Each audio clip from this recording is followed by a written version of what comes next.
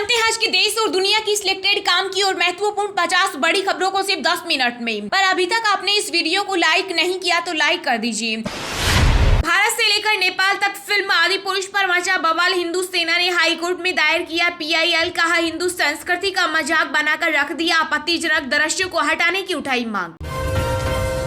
लोकसभा चुनाव से पहले मोदी सरकार का बड़ा दाव। महाराष्ट्र, तेलंगाना और आंध्र प्रदेश सहित 6 राज्यों की 80 जातियों को OBC लिस्ट में शामिल करने की योजना। कांग्रेस में शामिल होने के बजाय कुएं में कूद जाऊंगा। केंद्रीय सड़क परिवहन मंत्री नितिन गडकरी बोले, मुझे भाजपा और उसकी विचारधारा पर पूरा भरोसा।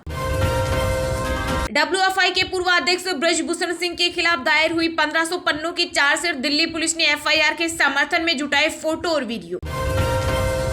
बीजेपी वाले ने राम के हैं न आम के हैं, उन्हें केवल सरकार बनाने से मतलब। लोकसभा चुनाव को लेकर आप नेता संजय सिंह बोले, इसलिए नकालों से सावधान।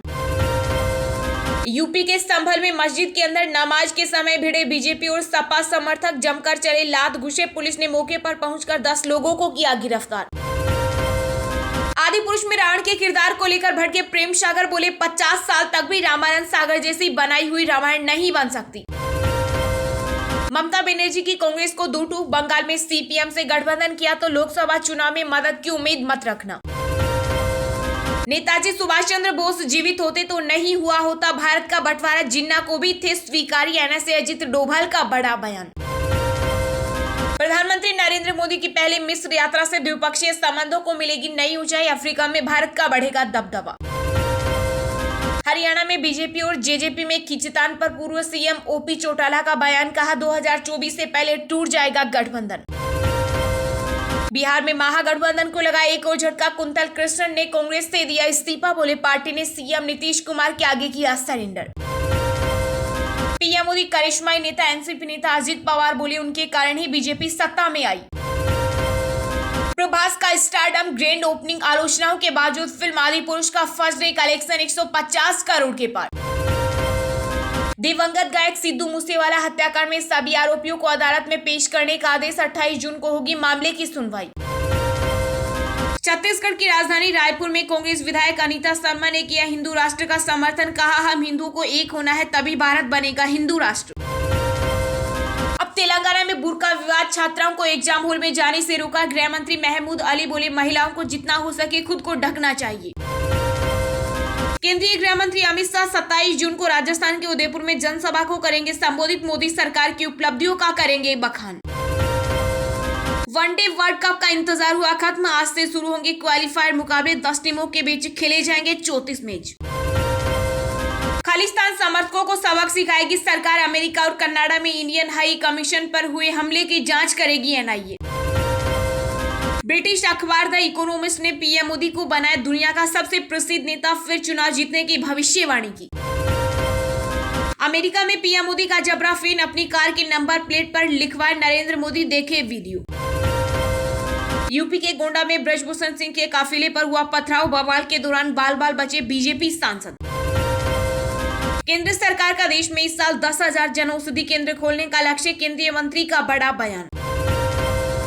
उद्धव ठाकरे के लिए बीजेपी के सभी दरवाजे बंद। भाजपा की महाराष्ट्र इकाई के अध्यक्ष चंद्रशेखर बावनकुले की दो टूक सुलह की कोई संभावना नहीं।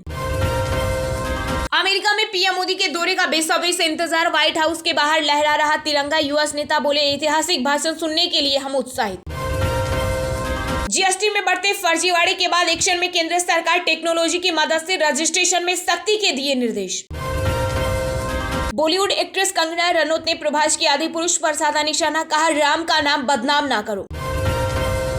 तेलंगाना के CM KCR ने PM मोदी को बताया दोस्त तो भड़की बीजेपी। तेलंगाना के प्रदेश अध्यक्ष बंदी संजय कुमार ने बताया नोटंकी, कहा पार्टी का ग्राफ गिराने की साजिश।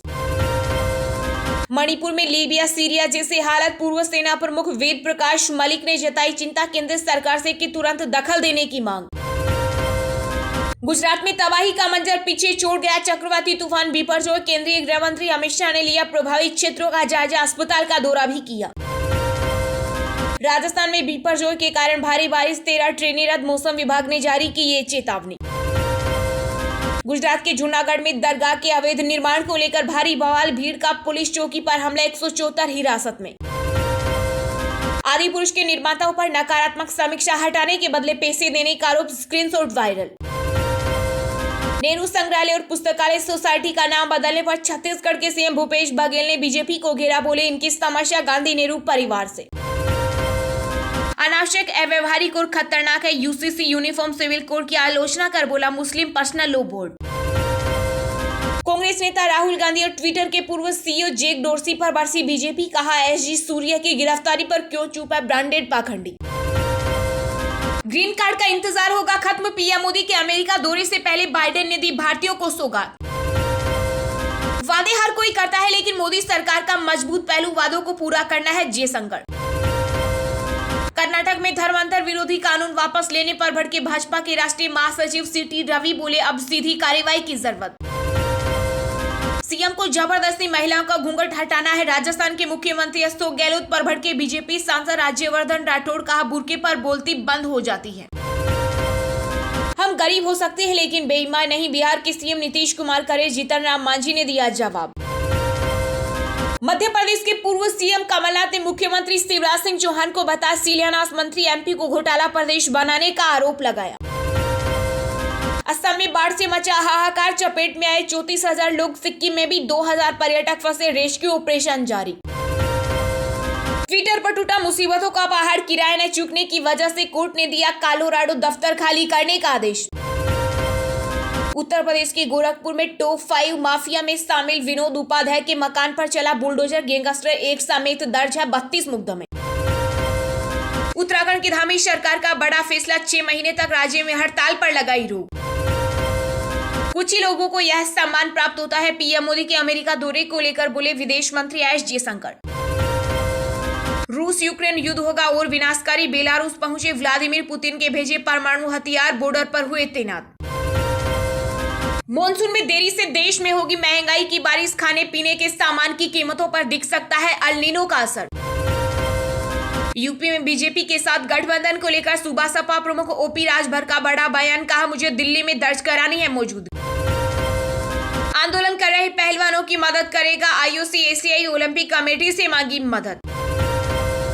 पश्चिम बंगाल के कुछ बिहार में केंद्रीय मंत्री निश्चित प्रामाणिक की कार पर हुआ हमला, टीएमसी समर्थकों पर लगाया आरोप, कहा पुलिस की मिली भगत। मध्य प्रदेश के सीएम शिवराज सिंह चौहान ने स्वयं सहायता समूह की महिलाओं से किया संवाद, कहा बहनों की आय 10,000 तक करना है। तमिलनाडु के बीजेपी प्रदेश सचिव एसजी सूर्या गिरफ्तार, मदुरै के सांसद सु वेंकटेशन के खिलाफ किया था ट्वीट, भाजपा ने की गिरफ्तारी की निंदा। बंगाल पंचायत चुनाव में केंद्रीय बलों की तैनाती के हाईकोर्ट के आदेश का विरोध, सुप्रीम कोर्ट पहुंचा राज्य निर्वाचन आयोग। चलिए अब जानते हैं जो आम आदमी के काम की और फायदेमंद खबरें हैं उनको विस्तार से। पर इससे पहले अभी तक आपने इस वीडियो को लाइक नहीं किया तो लाइक कर दीजिए।